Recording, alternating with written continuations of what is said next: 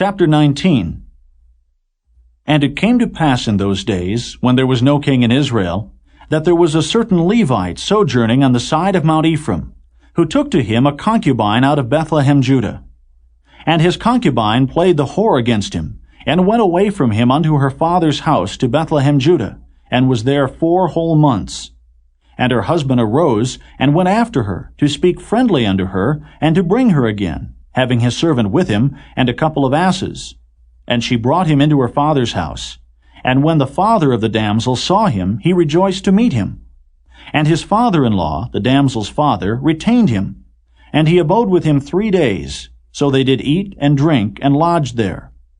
And it came to pass on the 4th day, when they arose early in the morning, that he rose up to depart.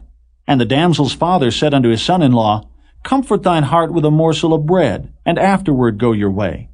And they sat down and did eat and drink both of them together.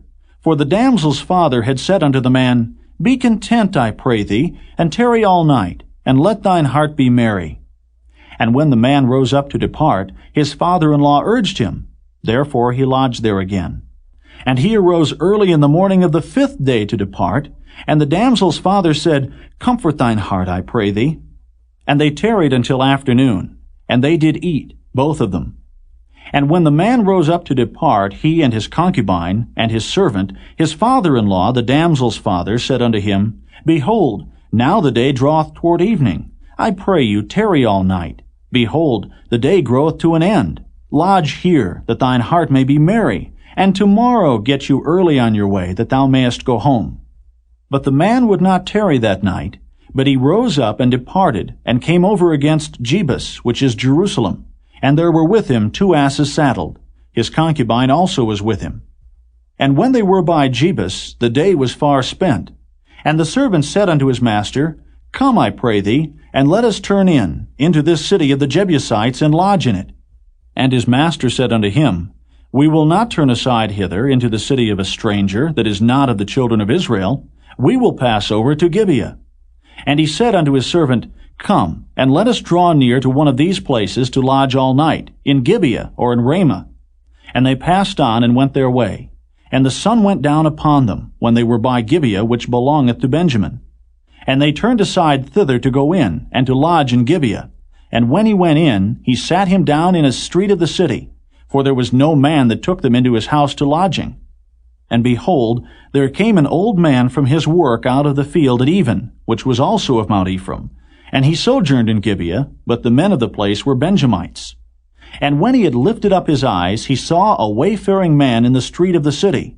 And the old man said, Whither goest thou? And whence comest thou? And he said unto him, We are passing from Bethlehemjudah toward the side of Mount Ephraim. From thence am I.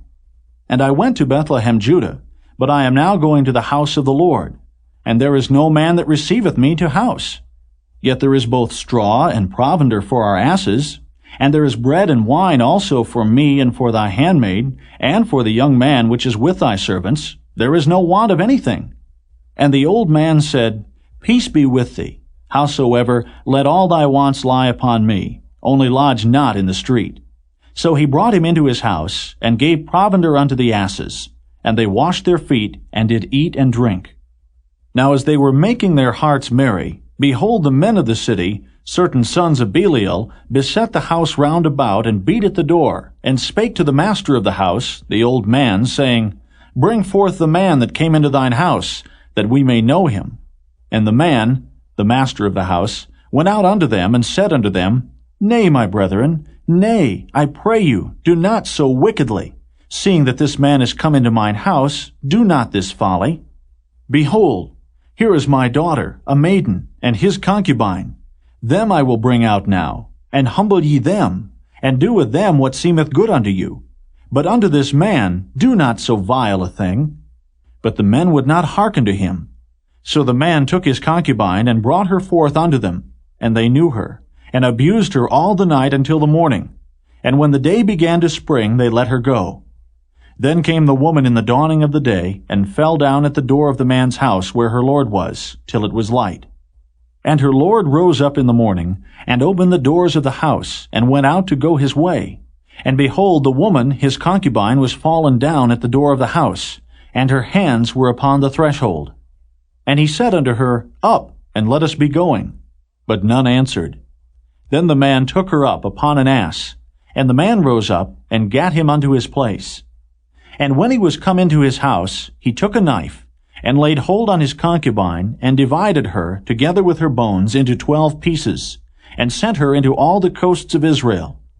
And it was so, that all that saw it said, There was no such deed done nor seen from the day that the children of Israel came up out of the land of Egypt unto this day. Consider of it, take advice, and speak your minds.